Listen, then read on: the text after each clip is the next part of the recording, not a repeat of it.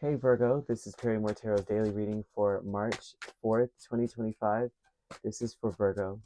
Last shuffle for Virgo. Let's see what's up.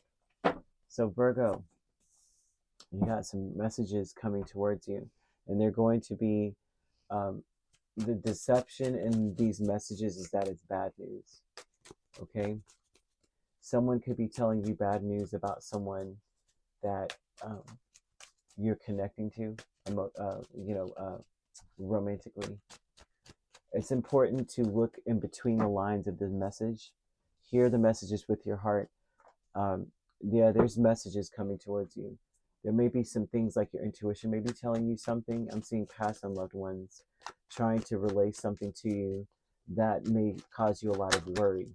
But I also see messages coming towards you in the way of people that are inspired by your past and loved ones in a sense, or they may be reminding you of that person. Like, say you're dating someone and someone contacts you and they say this person reminds you of something worrisome of that, is just like your past on loved one, right?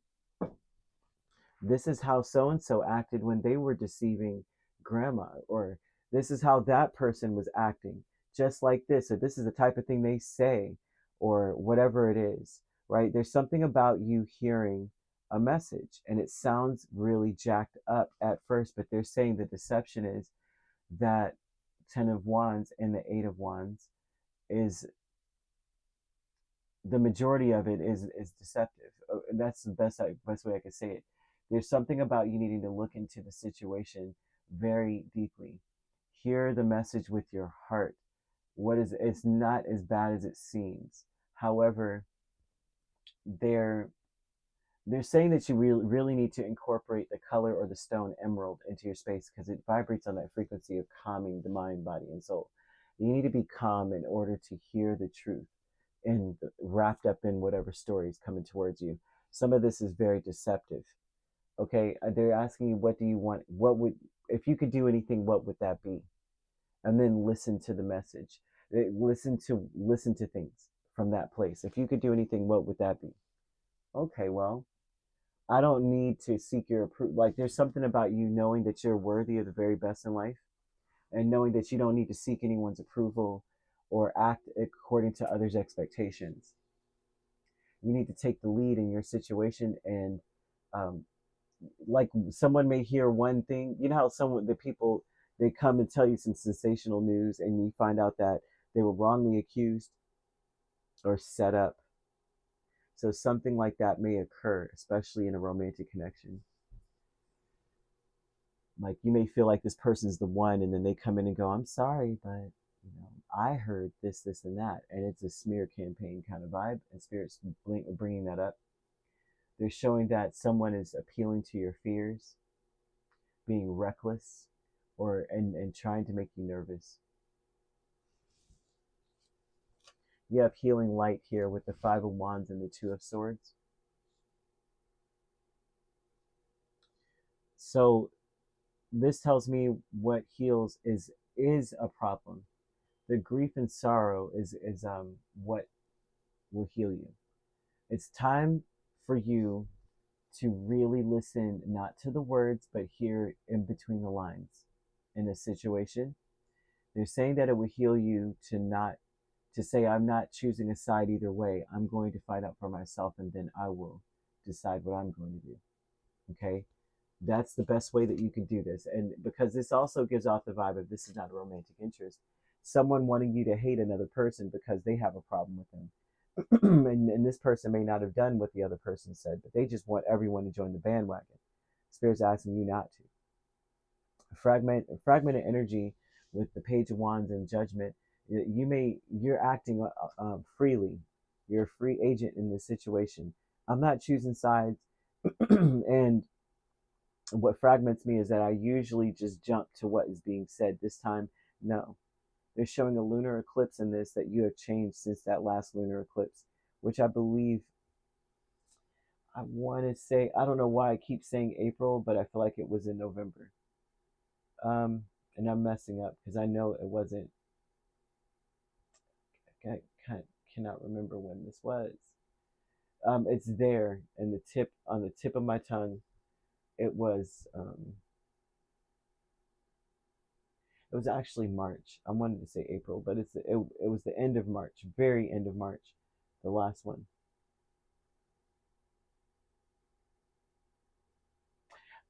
That point is when everything has changed.